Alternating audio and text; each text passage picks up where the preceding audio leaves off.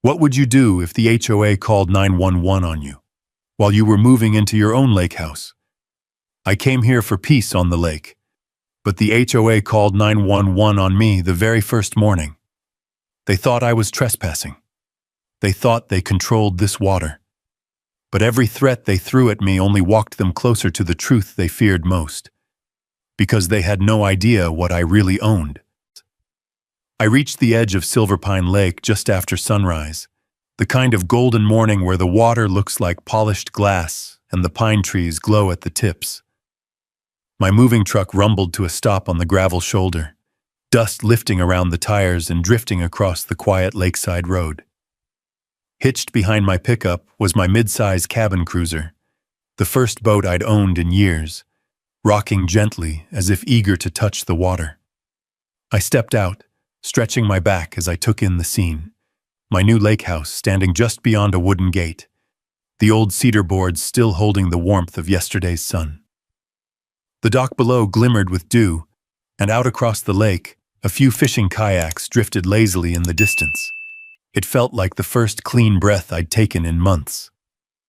I grabbed the first box, tools I'd need to tune the dock winch, and had barely taken 3 steps when I heard the sharp clack of heels snapping against the road. The sound didn't match the serenity of the lake. It was the kind of sound that belonged in a courtroom, not along a stretch of pine and sunlight. I turned. Bethany Reed stormed across the road with the force of someone leading a military charge. Bright pink blazer, clipboard clutched to her chest, lips pulled so tight it looked like she'd swallowed a lemon sideways. I had never met the woman, but somehow I already knew her. The HOA president I'd been warned about in vague, polite tones by the real estate agent. She didn't bother with a greeting, didn't ask my name, didn't ask a single question. "You cannot be here!" she shouted, stabbing her finger toward the ground like she was marking a crime scene. "This is restricted community property.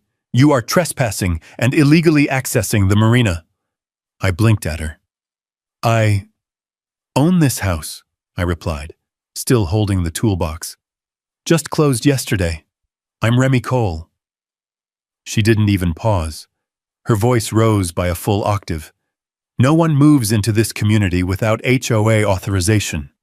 And you certainly do not bring a," she waved a disgusted hand at my boat, "commercial vessel into a residential marina." "It's not commercial. It's mine," I said, calm but confused. "And I'm not accessing anything, I'm just unloading." Bethany's eyes widened theatrically, like she'd just uncovered a felony. "Enough! I'm calling 911. Before I could process what was happening, she spun on her heel, pulled out her phone and dialed with the same intensity a surgeon uses for a heart transplant. She angled her body so I could hear every word. "Yes, emergency. This is the HOA president. We have an active trespasser refusing to leave.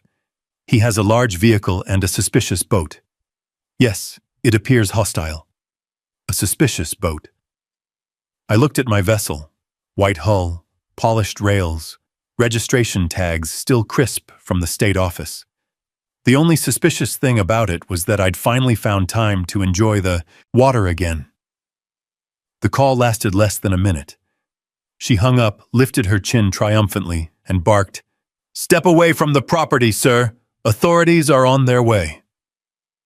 Neighbors had begun to gather now, heads poking out of lake house windows, people drifting onto their docks, a couple in a kayak slowing their paddles to watch. A man on a fishing boat cut his engine and shaded his eyes, sensing entertainment brewing on the shoreline. I set my toolbox down carefully, refusing to feed whatever fantasy she was spinning. The lake breeze ruffled the pine needles overhead, pushing the scent of fresh water and sun-warmed cedar across the road. It should have been a peaceful start to my new life, but instead, it felt like I'd walked into an ambush. The sheriff's SUV rolled up 3 minutes later, gravel crunching under the tires.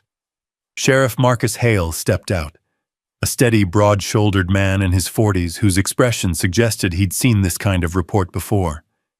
Too many times. "Morning, Remy," he said after checking my ID. "You just moved in?" 30 minutes ago, I answered. Bethany practically shoved her clipboard under his nose. Arrest him. He's violating marina law, HOA code, and community safety protocols.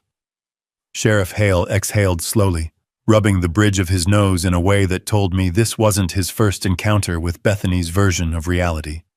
Still, procedure was procedure. He asked me to step to the side while he confirmed my purchase documents.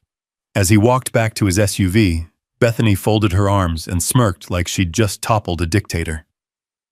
On the dock, a few neighbors exchanged looks, sympathetic, exhausted ones. This wasn't new to them.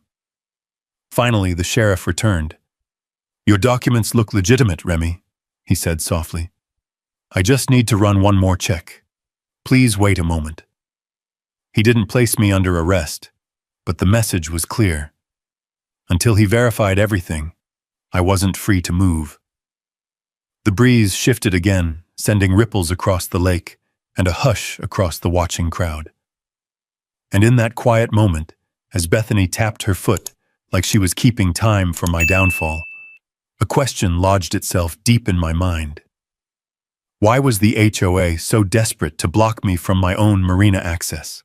I stood there beside my truck, hands resting lightly on the warm metal, watching the sheriff speak quietly into his radio.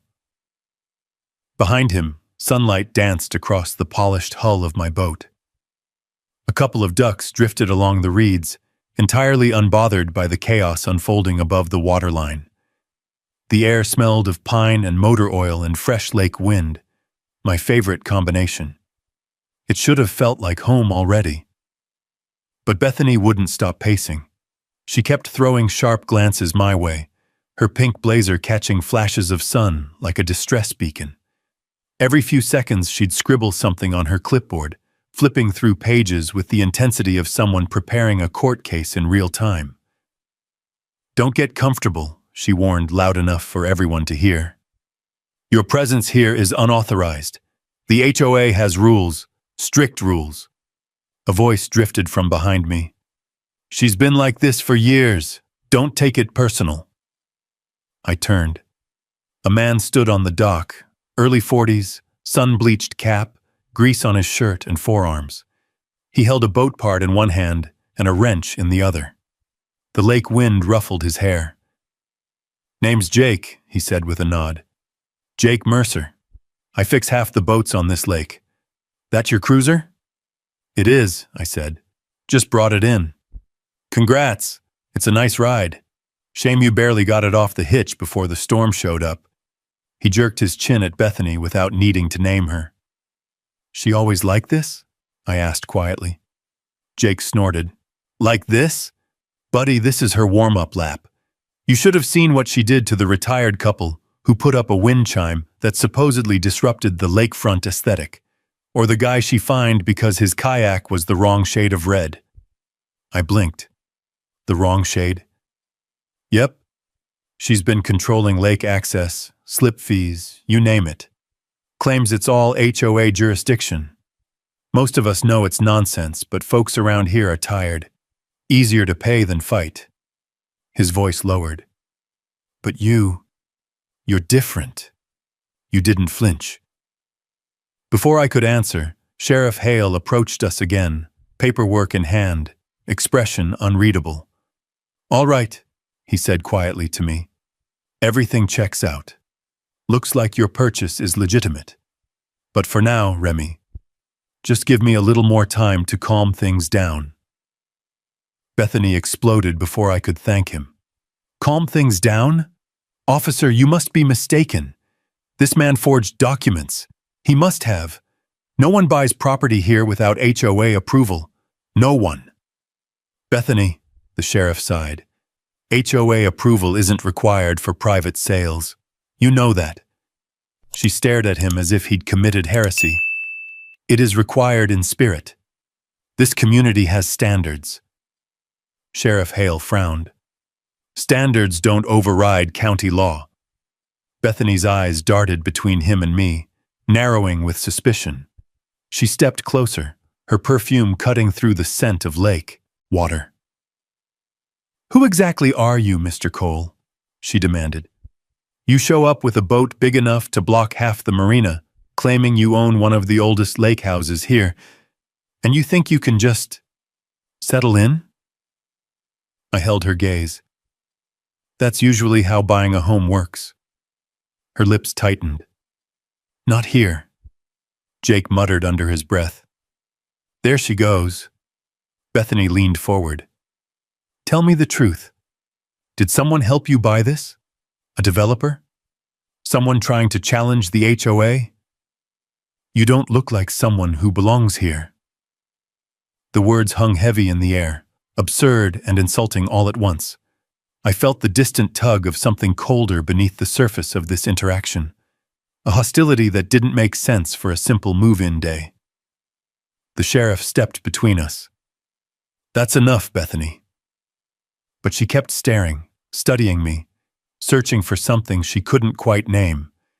And maybe she wasn't wrong to look uneasy, because behind my calm expression, behind the polite tone and steady posture, I knew something she didn't, something she couldn't imagine, something I wasn't ready to reveal yet. Just before the sheriff walked away, he leaned in and said quietly, If I were you, Remy, I'd keep notes, dates, times, everything she says. You're going to need it. When he left, Bethany retreated across the road, still muttering to herself, still furiously writing on her clipboard. Jake remained beside me, arms crossed. She's threatened by you, he said, and she doesn't scare easy. Whatever she thinks you're here for, she believes it's big.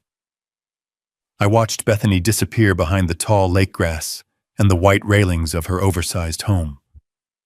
She's wrong, I said softly.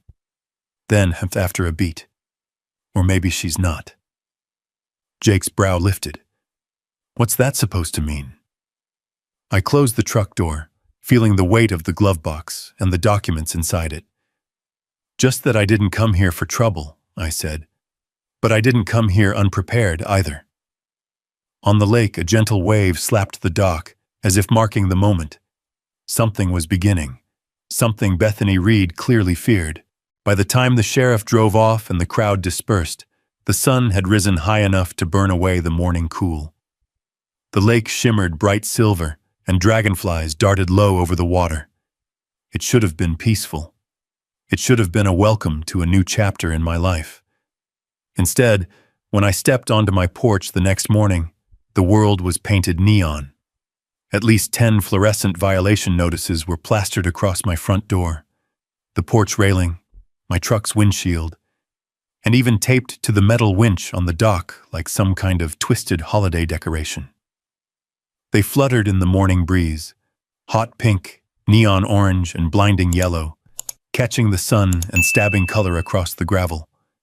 The first one read, Unauthorized marina presence, $250 fine. The second, boat color non-compliant with HOA approved pallet, $400 fine. And another, improper dock cleat installation, $150 per day. I stared at them, feeling the slow rise of heat behind my ribs. I'd barely slept, thinking the chaos of the day before had been a fluke.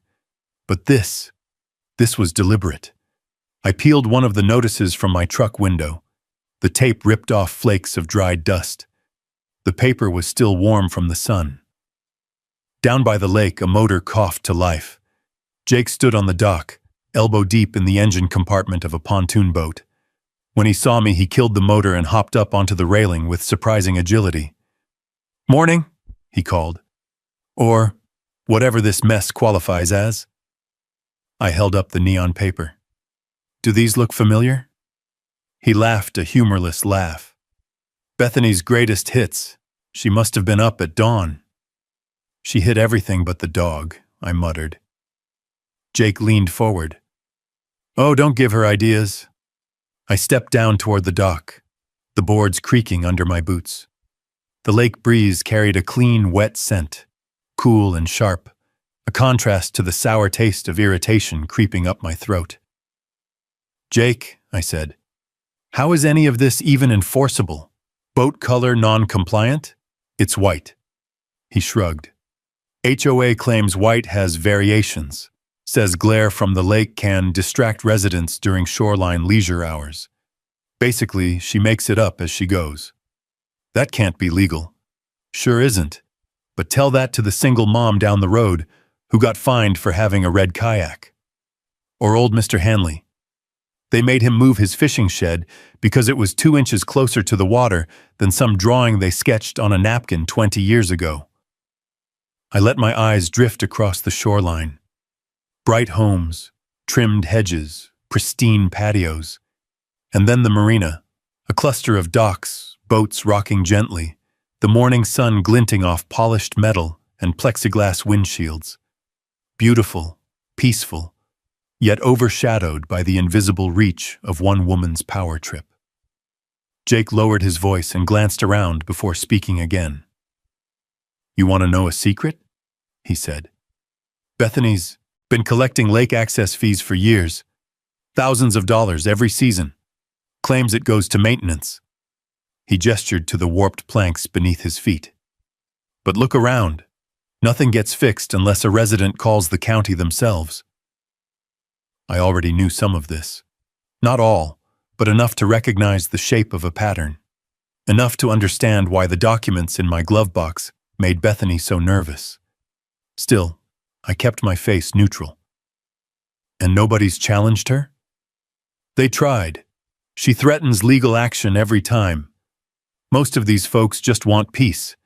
They pay the fees and keep their heads down." I exhaled slowly. Peace. That's what I'd wanted when I left my old life behind. After years of dam inspections, flood simulations, and watching communities uprooted by water rights battles.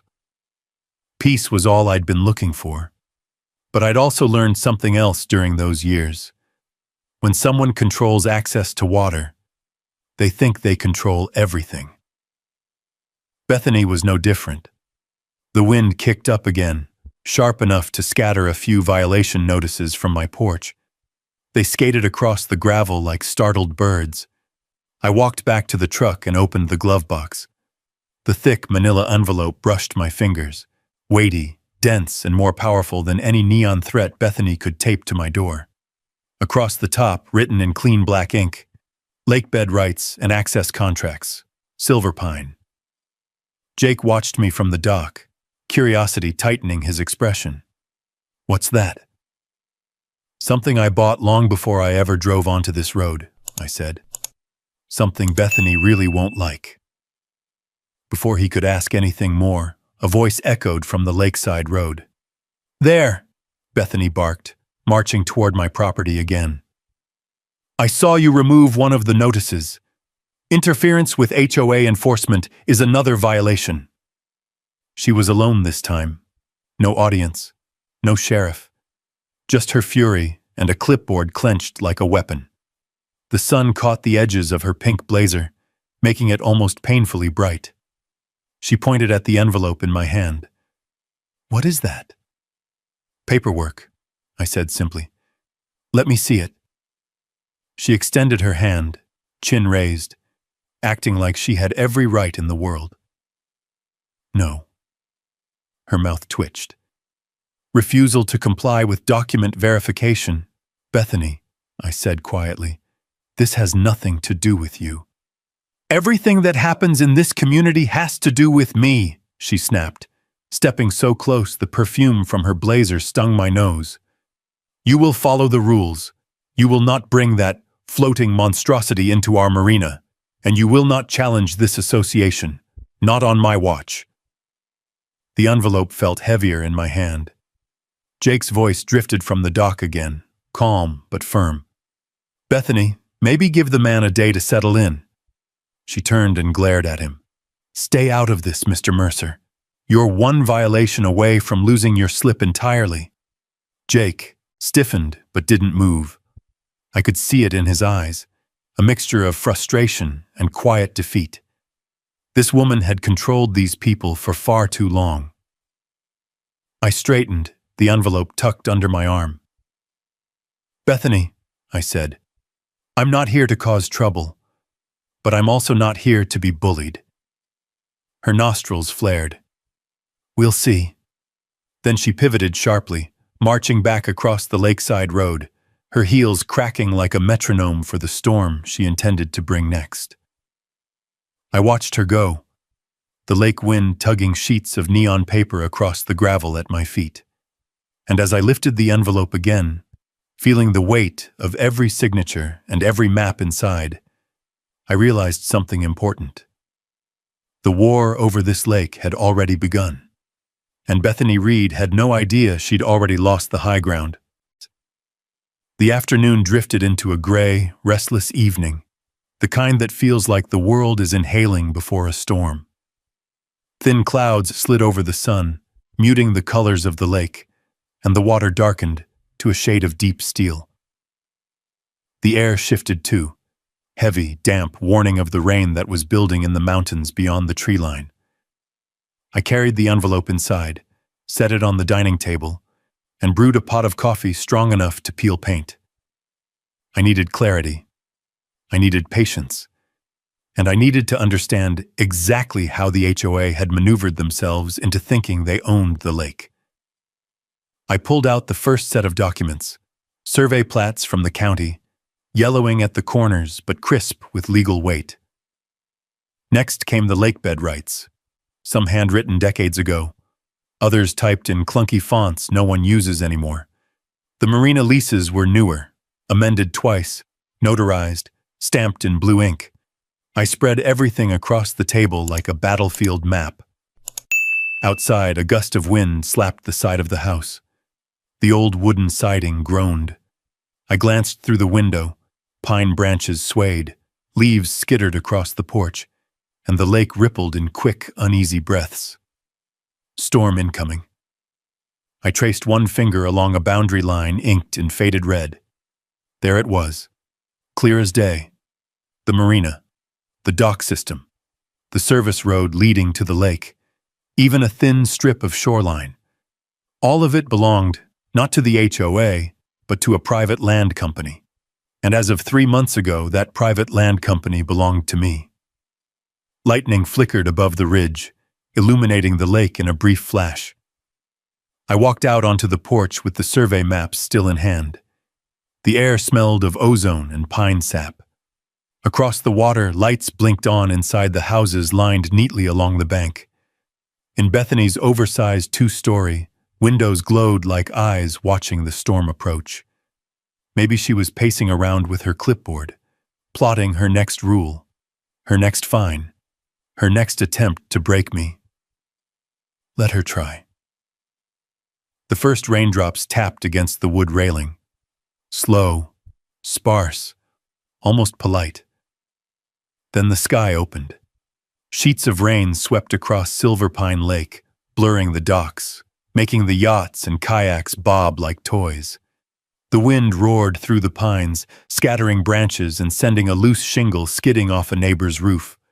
The lake hissed under the downpour. I stepped inside and shut the door, water dripping from my hair, the survey papers trembling slightly in my wet hands. This storm felt fitting, like nature itself was urging me to move, to take the next step. I grabbed an old canvas jacket, shoved the documents into a waterproof folder, and headed out the back door toward the edge of my property.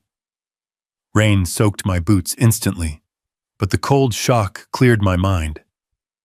Halfway down the slope, I found the first survey stake, a weathered wooden post barely visible beneath overgrown grass. I knelt, brushing water from the carved letters. My flashlight beam bounced off the metal cap property line. Silver Pine Land Co.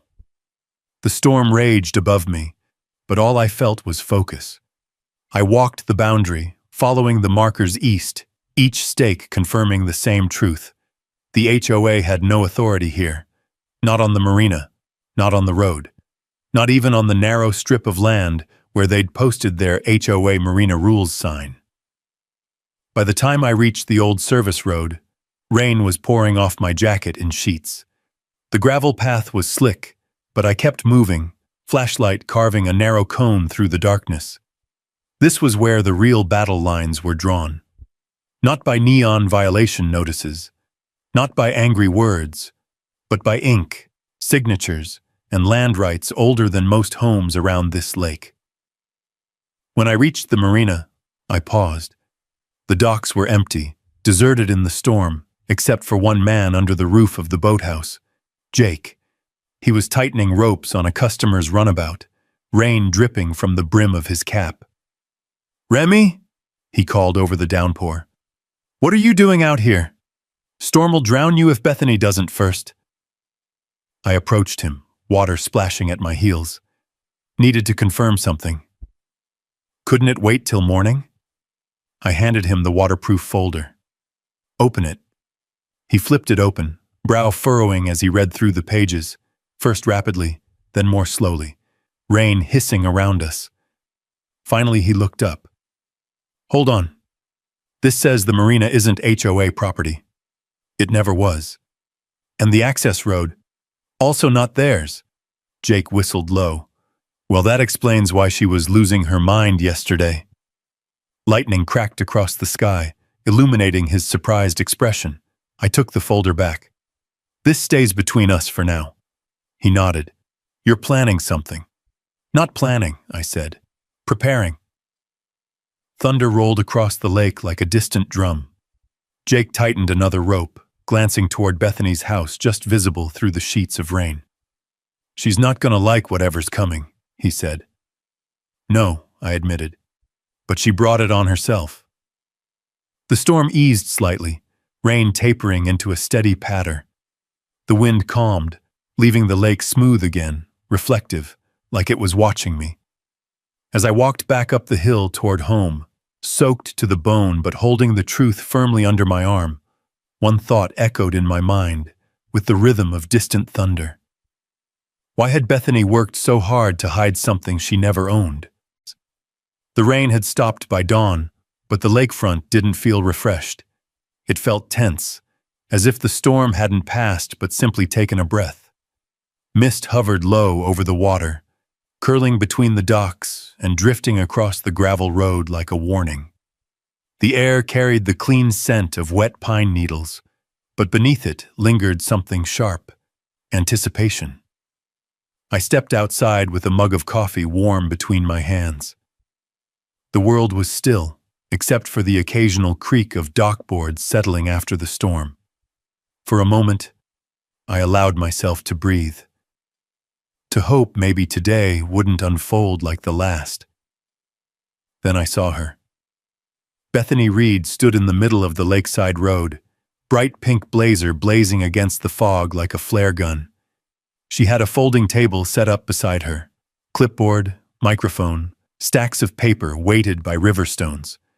To her right stood two HOA board members I'd never seen before, each wearing identical brittle smiles. They looked like people who'd been dragged out of bed and threatened with fines if they didn't comply. A wooden sign, clearly homemade in a hurry, leaned against the table. Emergency HOA meeting. Mandatory attendance. I sighed into my coffee. So it began. Neighbors trickled out of their homes, some rubbing sleep from their eyes, others whispering anxiously. A couple walked down to the docks, pretending to check their boats, but really positioning themselves within earshot. Even the kayakers drifting near the inlet had paused their paddles to watch. Bethany tapped her microphone, causing a sharp squeal to cut across the mist. "Good morning, Silver Pine Lake residents," she announced with the dramatic tone of someone about to lecture a nation. "Thank you for attending this emergency session. Given the recent disturbances, immediate policy action is required to maintain the integrity and safety of our community." I leaned against my porch railing, sipping slowly, refusing to be rushed into the spectacle. Bethany scanned the crowd until her gaze locked on me. Her voice sharpened. "As you all know, a new resident has arrived." A few people glanced my way with sympathetic eyes. "And has already committed multiple violations," she continued. "Unauthorized boat docking, unauthorized vehicle presence, unauthorized access to marina spaces, And last night, possibly interfering with HOA survey boundaries during restricted hours. Jake suddenly appeared beside me, wiping his hands on a rag. "Restricted hours?" he muttered under his breath. "When did she invent that?" Bethany wasn't finished. "Effective immediately," she announced, raising a sheet of paper like it was a royal decree. "The HOA is implementing upgraded safety protocols." She ticked them off with her pen. "Mandatory background checks for all new residents. A 48-hour notice for any boat launch or retrieval. A slip usage fee increase. And," she paused for dramatic effect, "a temporary suspension of all dock access for residents who have not completed the HOA vessel compliance form." A groan rolled through the crowd like a wave. Someone shouted, "Bethany, that's ridiculous!" Another added, "You can't suspend access. We use the lake to get to work." Bethany's jaw tightened. "Order! This is for your safety." Jake whispered, "Safety from what? Boat paint?" Bethany's eyes flicked toward him. She'd heard. Then she turned her clipboard toward the group again. "And finally, any resident who assists, enables, or cooperates with ongoing violations will be subject to fines and potential legal review." Now the crowd really shifted. Anger, confusion, dread. Her words hung in the air like a threat wrapped in red tape. I set down my mug and stepped off the porch, walking slowly toward the gathering. The mist parted around me. Conversations quieted. Even Bethany's smile flickered before snapping back into place. "Well," she said, microphone lifting toward me, "our violator has arrived." I ignored the bait. "Bethany, no one here asked for these rules, and you know they're unenforceable." She stiffened. "Unenforceable? I am the HOA president." "That doesn't give you authority over land or water you don't own," I replied calmly. Gasps rippled through the crowd. Bethany blinked rapidly. "What did you say?" But before I could go further, a familiar voice spoke from behind me. "Morning, folks." Sheriff Marcus Hale stepped into view, hands resting calmly on his belt. He nodded at the neighbors before turning to me. "Remy," he said quietly, "I think we should talk." Bethany practically shoved her way forward. "Sheriff, arrest him for interference." "Bethany," Hale sighed, "I'm not arresting anyone today." He pulled me aside a few steps, lowering his voice so only I could hear. "Look," he murmured, "whatever you're planning, whatever documents you showed me yesterday, you're going to need help navigating this, and you are going to need an attorney." "I already have one," I said. He raised an eyebrow. "Good, because Bethany is escalating. And if what you hinted at is true, about the marina not belonging to the HOA, the fallout is going to be big." Behind us, Bethany continued her speech, calling for volunteers to serve on a new HOA Marina Monitoring Committee. Every sentence she delivered felt like a rope she was wrapping around herself. Marcus tapped my arm lightly. "Talk to Sarah Mitchell," he said. "She's the best property rights attorney in the county, and she's been waiting a long time for a case just like this." I watched him walk back toward his SUV, rainwater dripping from the wheel wells. The mist began to lift, revealing the lake in soft morning light. Quiet, vast, indifferent to the battles being waged along its edge. Bethany's voice rose again. "These rules are final!" Her clipboard slammed down onto the folding table with a crack that echoed across the water. Jake exhaled beside me.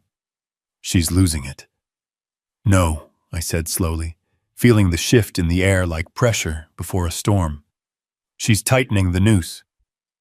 "On you?" I looked past him, up the hill toward my house where the envelope lay waiting on the dining table. "Not on me," I said. "On herself." For a few days, the lake settled into an uneasy calm, the kind that comes before something breaks. Clouds floated low over Silverpine, clinging to the treetops in thin, restless sheets. The docks creaked at odd hours, as if they sensed what was coming. Even the boats tied along the marina seemed to rock with a quiet tension. Bethany's new rules spread fast. Residents whispered on porches. Others glanced nervously over their shoulders before launching their kayaks, afraid she might leap from behind a pine tree with another stack of neon fines. A few people nodded at me sympathetically when I passed, but most avoided eye contact altogether, terrified of being seen as supportive. And Bethany? She watched everything. Her blinds twitched every time my truck engine started. She took photos of my boat from across the road. She paced the lakeside pavement with her clipboard like a sheriff in a ghost town. Every day that passed without me reacting made her more desperate. I wasn't sure what she'd do next, but I found out the following evening. Golden hour had settled over Silver Pine Lake, laying stripes of shimmering copper across the water. Sunlight caught the ripples and made the whole marina glow. My boat rested in its slip, rocking softly. I stood beside the dock, tightening a line on the stern, feeling the warmth of the day bleed into the cool, approaching dusk. Somewhere across the water, a guitar played faintly from a porch. A child laughed. Wind brushed the surface of the lake with gentle fingers. It could have been perfect. Then I heard her. "Step away from the boat, Mr. Cole." Bethany's voice cut through the stillness like a broken blade. I turned slowly. She stood on the lakeside road above the dock, bright pink blazer catching the last blaze of sunlight. Her expression was twisted with triumph, her heels planted like she was anchoring herself to the earth. Beside her were 2 HOA board members, and standing behind them, unmistakably, Sheriff Marcus Hale. But he didn't look calm this time. He looked uncomfortable. "Sheriff," Bethany boomed, "I demand you take immediate action. This man has threatened HOA officials, defied community safety orders, and continues to illegally access restricted marina property." A murmur rippled across the lake. People stood on porches. Kayakers stopped paddling. A fisherman killed his motor. Even the air seemed to pause. Marcus took a step toward me. "Remy, I need you to come up here. Let's talk." I felt Jake move behind me. "This is insane," he muttered. "You haven't done a thing." "That's the point," I whispered back. "Someone like Bethany doesn't need a thing." I walked up the ramp slowly. The boards groaned beneath my boots, echoing across the still water. At the top, sunlight streaked across my face, warm but fading, the kind of light that feels like a spotlight in an old Western showdown. Bethany folded her arms. "Sheriff, arrest him," Marcus exhaled. "Bethany, we don't arrest people over HOA disputes." Her eyes flared. "He threatened me. He confronted board members. He refused compliance during an official inspection." I stared at her. "I did none of those things." She smiled, sharp, cold, rehearsed. "There are witnesses." Behind her, the 2 board members nodded stiffly, their eyes avoiding mine. I recognized the look. They weren't agreeing. They were surviving. Marcus shifted uncomfortably, but procedure was procedure. "Remy," he said quietly, "I'm going to have to detain you while we sort this out." The sunset light flickered across the metal handcuffs on his belt. For a heartbeat, the lake was silent. I didn't argue, didn't raise my voice, didn't step back. Instead, I lifted my hands calmly. Gasps echoed from the docks as the cuffs clicked softly around my wrists. Bethany let out a satisfied sigh, her shoulders straightening as if a crown had been placed upon her head. She pivoted toward the growing crowd like she was performing for them. "This," she declared, "is what happens when someone tries to undermine the HOA." 2 teenagers on paddleboards stared wide-eyed. A man on a pontoon shook his head in disbelief. Even the wind seemed disgusted as it rolled across the lake, tugging at the edges of Bethany's blazer. Marcus gently guided me toward the squad car. I'm sorry about this, Remy, he murmured. I'll figure it out. I didn't answer. Not yet. When he opened the rear door and helped me inside, the golden light swept across the leather seats. I turned my head, watching the lake through the window, the water glowing like molten gold, the world hanging in stillness. And when Marcus leaned down to close the door, I spoke. Sheriff, check page 3 of the deed packet. He froze. For the first time that day, Bethany's smile faltered, just a flicker, but enough for me to see. She knew something was slipping. The sun dipped below the ridge. Shadows stretched long across the lake.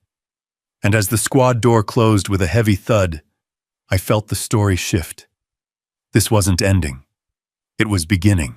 The hum of the patrol SUV vibrated through my spine as we rolled slowly down the lakeside road.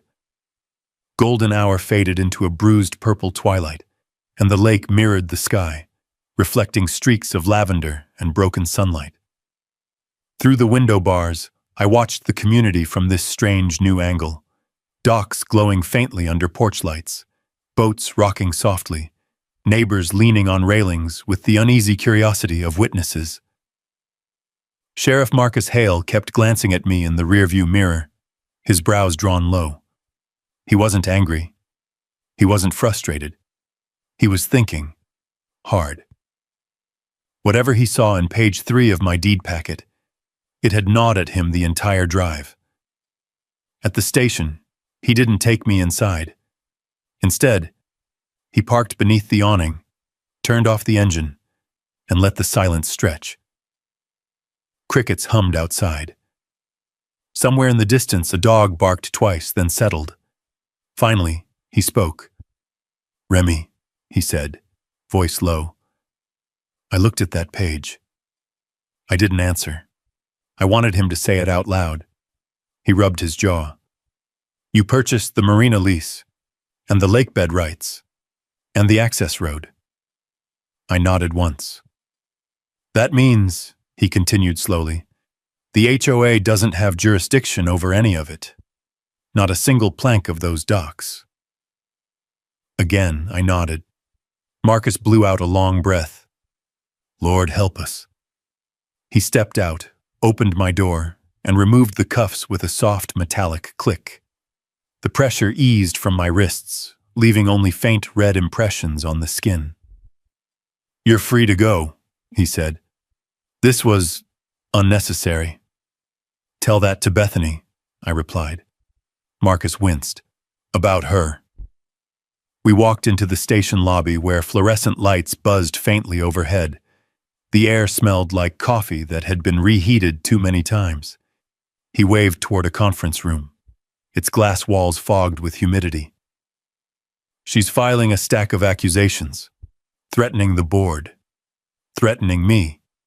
Claims you're a plant from some developer trying to take control of the lake. He snorted. I don't know whether to laugh or retire. A shadow moved behind the conference room glass. Bethany's silhouette pacing, hands flying, voice muffled but unmistakably shrill. She's panicked, Marcus said, but she's also dangerous when cornered. Before I could respond, a door at the end of the hallway opened, and a woman stepped out. Tall, sharp, composed, with a leather briefcase tucked under one arm and raindrops clinging to her dark coat. Mr. Cole? She asked, voice firm. I straightened. Yes. I'm Sarah Mitchell, she said. Property rights attorney. Sheriff Hale called me. Marcus shrugged. You said you already had an attorney. I do, I replied. You. Sarah stepped closer, her eyes scanning me with quick intelligence. He told me to start with the documents you showed him earlier. May I see them? I handed her the deed packet. She opened it right there in the hallway, flipping to page 3. Her eyes narrowed. The fluorescent light reflected off the blue notary stamp and the clean black ink of the signatures. Good God, she whispered. This isn't just a deed. This is a structural ownership bundle. I know, I said. You own every legal right the HOA has been pretending to enforce, she continued. And that means they've been illegally collecting lake access fees, Marcus finished. Sarah exhaled a slow, controlled breath. This is bigger than a moving day spat. This is fraud, possibly embezzlement, and definitely grounds for freezing HOA finances. She closed the folder and looked up at me. Mr. Cole, did you intend to reveal all of this today? No, I said honestly. I wanted peace, but she pushed too far. Sarah glanced toward the conference room where Bethany's silhouette was still pacing wildly. People like her always do. She motioned for me to follow her into an office. The room's single lamp cast a soft yellow glow against wooden paneling. Rain from the earlier storm had left streaks across the window. Sarah sat, spreading the documents across the desk like a general preparing troop movements. Let's walk through everything, she said.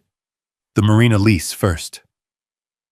For the next hour, she examined every page, highlighting dates, marking statutes, circling signatures. She murmured legal phrases, riparian rights, shoreline easements, public versus private water boundaries. I answered her questions calmly, and with every pass over the papers, her posture straightened, her eyes sharpened. This isn't accidental, she finally said. This structure, someone built it intentionally, a long time ago. My predecessor in ownership, I said. He kept things quiet, but he documented everything. And now, she said slowly, the ownership has passed to you. Marcus leaned against the wall, arms folded. What do you need from me? A freezing order, Sarah replied. We'll need probable cause to suspend HOA accounts until we finish a full financial review. If what I suspect is true, Bethany has been playing emperor over property she never had authority over. Can do, Marcus said. And Remy? Yes? You need to be careful. She's unraveling. I nodded. That much was obvious from the docs. Sarah tapped her pen thoughtfully. Tomorrow morning, we meet the HOA publicly. Bring these documents, bring the sheriff, and bring patience. I allowed myself a faint smile. Patience hasn't been the issue. Her eyes met mine. Good, because tomorrow is when the avalanche starts. Outside the window, the storm clouds finally broke apart, revealing the moonlit lake, calm, waiting, shimmering like a sheet of hammered silver. And I realized something. The lake knew the truth. The land knew the truth. The paperwork knew the truth. Tomorrow, everyone else would too. The morning rose slow and heavy, like the world was gathering itself before a blow. Mist clung to the lake in low ribbons, drifting between docks, slipping around boat hulls and pooling against the lakeside road. Pines stood still, their branches dripping with dew. The air was cool enough to sting the lungs and sharp enough to signal change. I stood on my porch, slipping the last document into the binder Sarah had assembled. Marina leases, lakebed surveys, access road ownerships, every piece needed to expose the truth. The weight of it felt both burdensome and liberating, like carrying a gavel before a verdict. Down the hill, movement caught my eye. Bethany Reed was already out, pacing aggressively on the lakeside road, her bright pink blazer practically glowing through the fog. Her hair was arranged into a tight, immaculate shell, like a helmet for war. A portable microphone and speaker, likely the same pair she used to torment neighbors, sat on a folding table beside her. A growing cluster of residents stood around, some still in pajamas, others fully dressed for work, but unwilling to leave before witnessing whatever spectacle was coming. Jake waited at the bottom of my steps, hands in his jacket pockets. You ready? He asked. As I'll ever be, I said. We walked down together. The gravel crunched under our boots, and the lake breeze carried the faint sound of water lapping against boat hulls. Gentle but constant. like the heartbeat of the land itself. As we approached, the murmurs in the crowd quieted.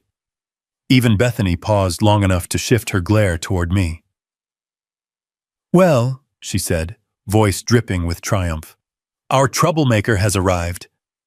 I ignored her and took my place on the opposite side of the table.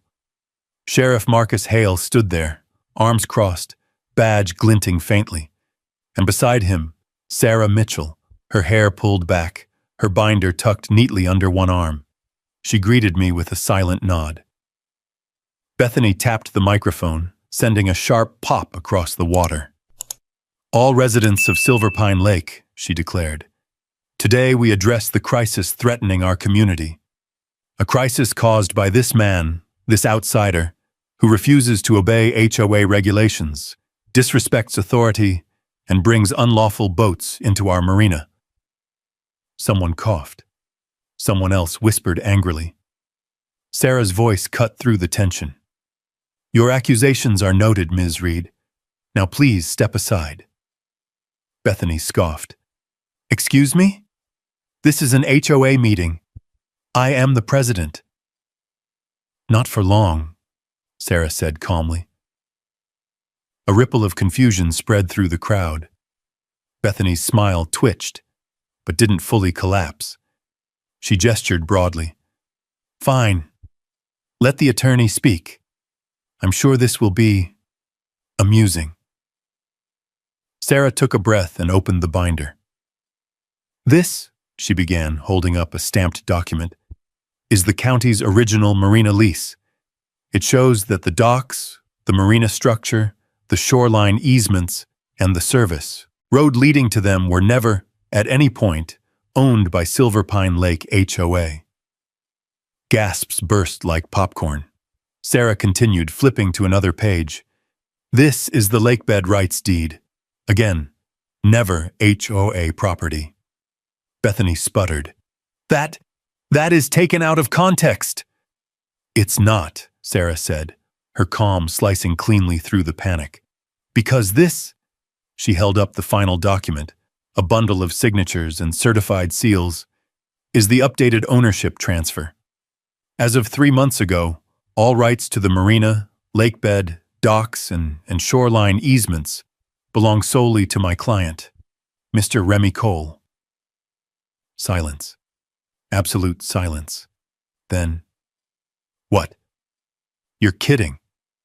He owns the whole marina?" Bethany said, "She lied to us?" The crowd erupted with whispered disbelief. Bethany's face drained of color, her flawless foundation paling into chalk.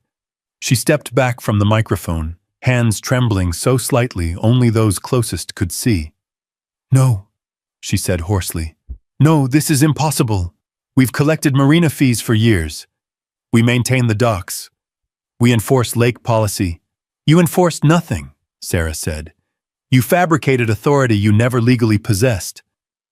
Marcus stepped forward. "Bethany, we need to talk about those collected fees." She whirled on him.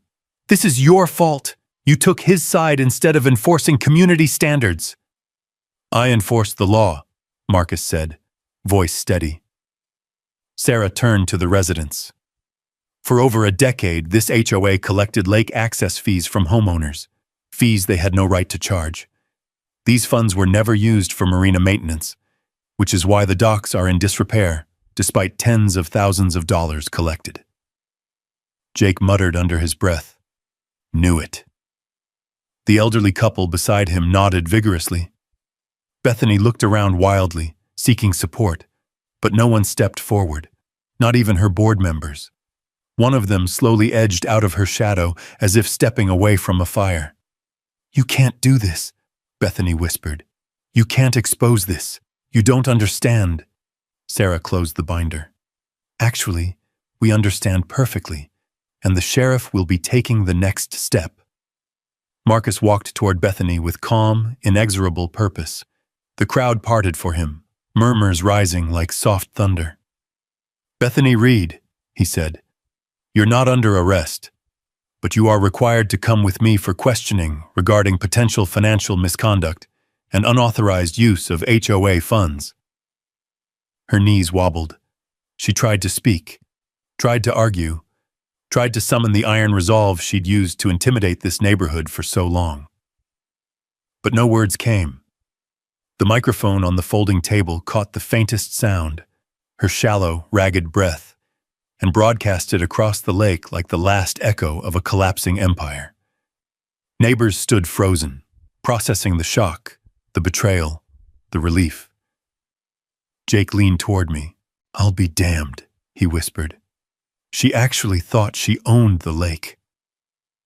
I watched Marcus guide her gently toward his SUV, her pink blazer stark and trembling in the morning light. "No," I said quietly. She thought she owned everyone on it. But the lake had its own story, and today it chose to tell the truth. Word traveled through Silver Pine faster than a windstorm over the water. By afternoon, every porch, every dock, every lakeside bench carried the same whispers: fraud, fees, embezzlement, interrogations. You could almost hear the HOA's foundation groaning, buckling under the weight of its own lies.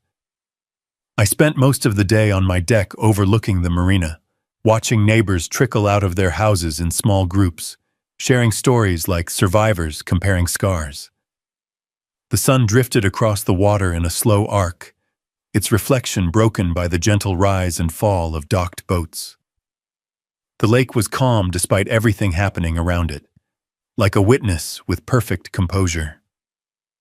Sometime mid-afternoon, a knock echoed against my wooden door. When I opened it, Jake stood there holding a thick manila folder. "You should see this," he said. We sat at my dining table, the same table where I'd first spread out the lakebed deeds. Jake opened the folder and spilled its contents into the light. Photos, old notices, and copies of lake violations that looked handwritten and suspiciously inconsistent. "These," he said, pointing to a stack of bright yellow slips, "are from last year, supposedly issued by the HOA, except—" He picked one up and held it to the light. "See that?" I squinted. "The signature?" "Exactly. Same signature on every notice, same pressure, same loop on the B, and half of these were issued on days Bethany was out of town. She wasn't even here." I exhaled slowly. "So she manufactured them. And forced the board to approve the fines," Jake added. "They never questioned it. Or if they did, she steamrolled them." He dropped another batch of papers on the table. Bank statements from an elderly couple down the road. Tiny, neat handwriting covered the margins of each document. "They asked me to show you," Jake said. "They've been paying water quality fees to the HOA for 8 years. Fees that never matched the county's official maintenance schedule." My jaw tightened. "Where did the money go?" Jake spread his palms. "That's the thing. Nobody knows. Every time someone asked, Bethany claimed the records were under legal review or being audited, but no one ever saw the results." A knock sounded again. 3 soft taps. I opened the door to find a small crowd forming. Neighbors of all ages clutching envelopes, folders, stacks of old HOA notices. Even the elderly couple with the bank statements waited patiently on the porch. One by one, they handed me what they had. Records, receipts, accusations they'd been too afraid to voice until now. "We didn't know who to trust," one man murmured. "We thought she had the law on her side," said another. "People moved away because of her," whispered a woman, eyes wet. "She made their lives impossible." The weight of their stories settled heavy in my chest. This wasn't just about hatred for rules or frustration over fines. It was deeper, years of fear, manipulation, and quiet suffering.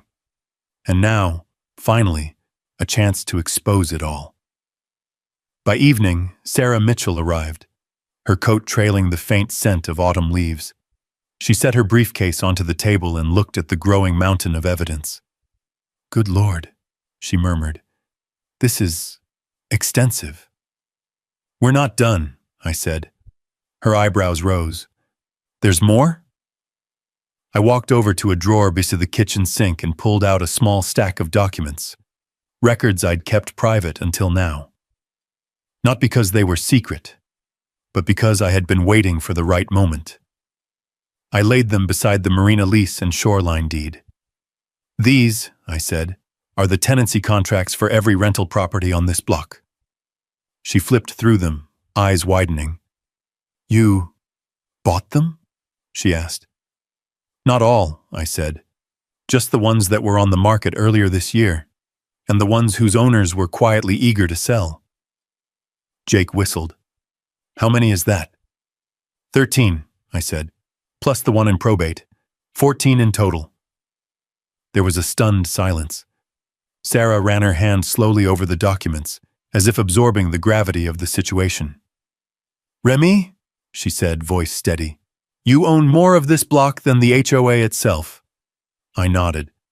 "Which means the HOA cannot function without access to the lake or the roads leading to it. And since they control neither, they're finished," Sarah completed, "legally and structurally." A breeze drifted through the open window, carrying the faint sound of laughter from children playing near the shoreline. It had been years since the lake sounded this alive. An hour later, as the sun began to dip behind the pines, Sarah stood on my deck, overlooking the water. "We'll present everything at the HOA board meeting tonight," she said. "Marcus is already freezing their accounts. Bethany is still being questioned. The board can either voluntarily resign or push this into a formal court dissolution." "And if they resist?" I asked. She smiled faintly. "Then they'll lose in front of a judge." Dusk settled in, tinting the lake in cool blue shadows. Porch lights flickered on. Kayaks scraped gently against the dock as their owners came in for the evening. The community seemed to breathe easier, as if it sensed a shift in ownership, not just of land or water, but of power. As the board members gathered at the community center, Sarah presented every piece of evidence, calmly, clearly, methodically. The rental contracts, the marina deeds, the forged notices, the unauthorized fees, the years of mismanagement. Faces went pale, voices cracked. One board member removed his glasses and rubbed his eyes like a man waking from a long nightmare. "You mean," he whispered, "none of this was real?" "It was real to us," someone replied bitterly. "We paid. We suffered." Marcus stood by, the door, arms crossed, ensuring nothing spiraled beyond control.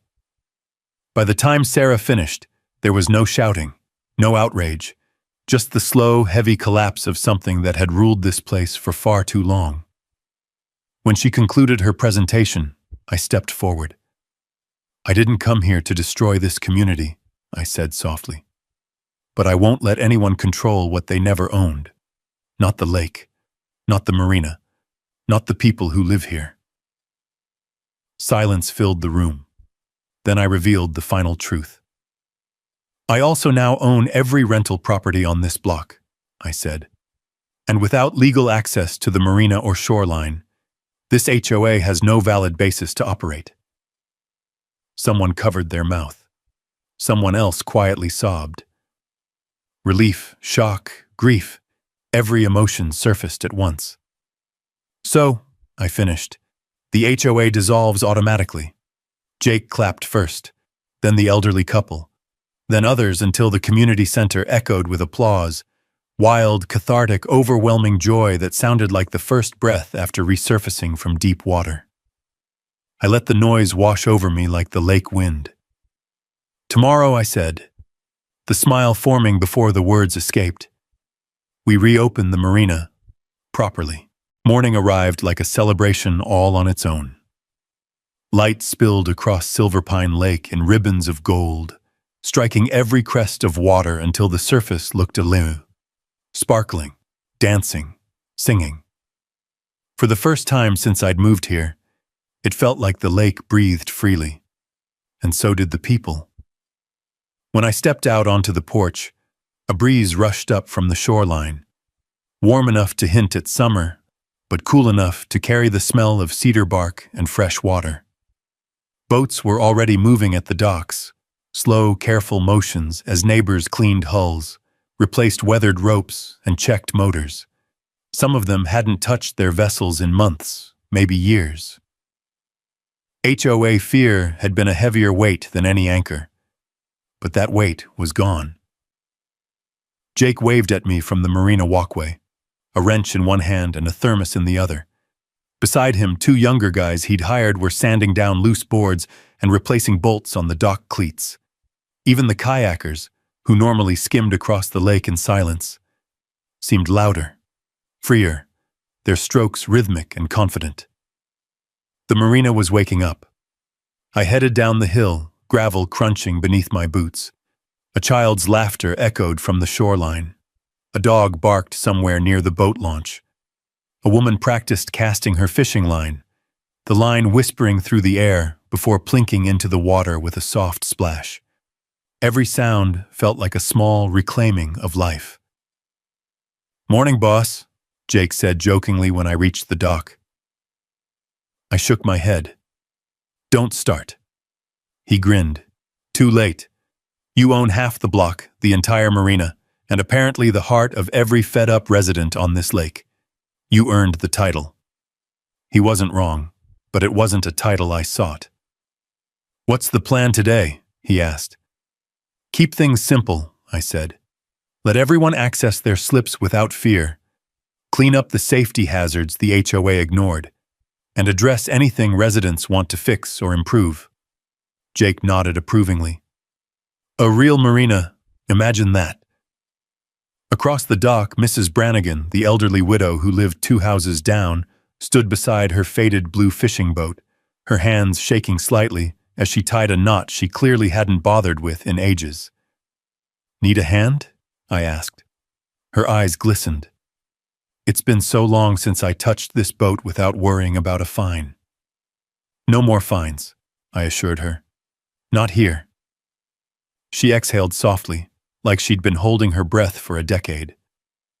A few hours later, as the sun lifted higher, people began arriving in bigger waves, families carrying picnic baskets, older couples in wide-brimmed hats, kids splashing around the dock like they'd been let out of a cage. Someone started grilling hot dogs on a small portable grill. The smell drifted through the air, mixing with the scent of water and pine.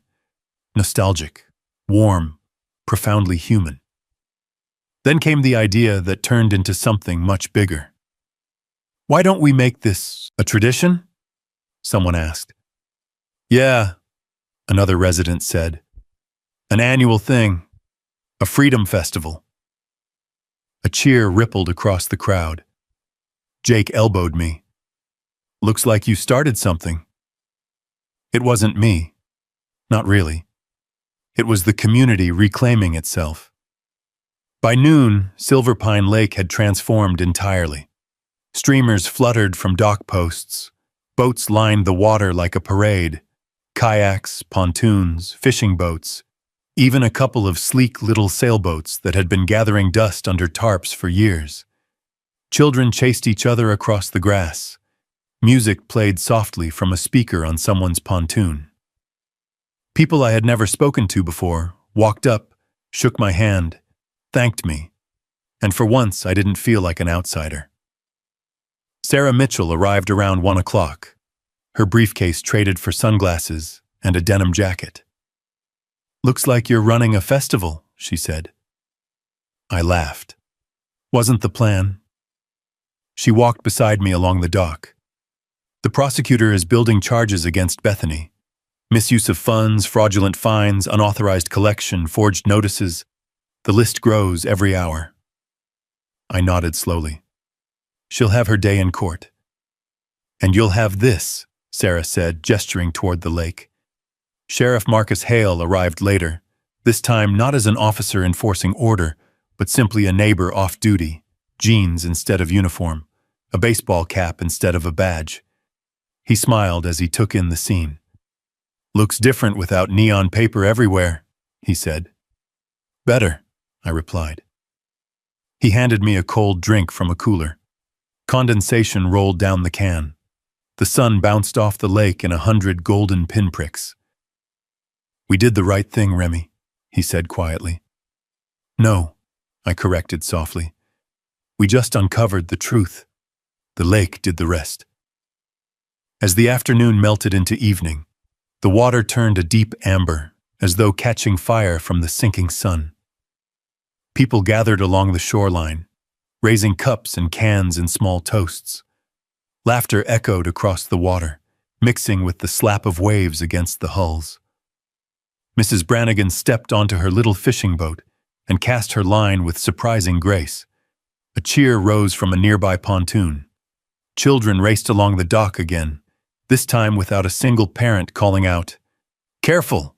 The HOA will fine us." The freedom was palpable. Jake, Marcus, Sarah, and I ended up at the end of the dock as the sun dipped behind the pines. "You did more than reopen the marina," Jake said. "You gave people back their lake." I looked out at the water, calm, peaceful, reflecting the first flickers of starlight. HOA called 911 on me for moving into my own lake house, I said, the memory feeling almost surreal now. They didn't know I owned the road, the docks. I paused, taking in the laughter, the boats, the community finally alive, and the entire block they tried to control.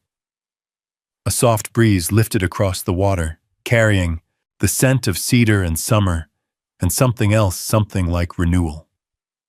Silver Pine Lake, for the first time in years, was free. If you've ever stood your ground against someone who thought they owned more than they did, drop a yes down below, or just leave a justice if you believe in fighting back the right way. Stories like this remind us that sometimes all it takes is one calm voice and the truth on paper to set a whole community free. And if you'd like to ride along for more HOA showdowns and landowner victories, I'd love to have you subscribe and stay with us for the next story.